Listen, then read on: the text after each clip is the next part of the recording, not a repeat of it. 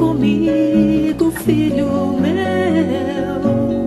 E então o meu coração responde: Senhor, estou indo, guia-me por esse estreito caminho. Na, na, na, na, na, na, na, na, na, na.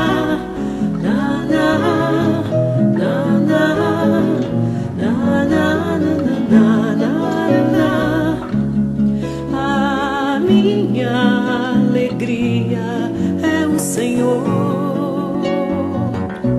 que conheceu minha alma e não me desprezou, esperando nesse Deus que me fortalecerá. Vencerei até o que for mais forte do que eu.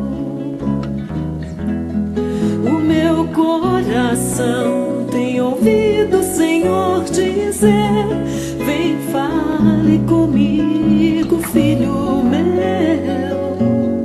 E então o meu coração responde: Senhor, estou indo, guia-me por esse caminho estreito que antes eu nem sequer podia andar, mas Jesus o tornou largo o suficiente para eu passar, que antes eu nem sequer podia andar, mas Jesus o tornou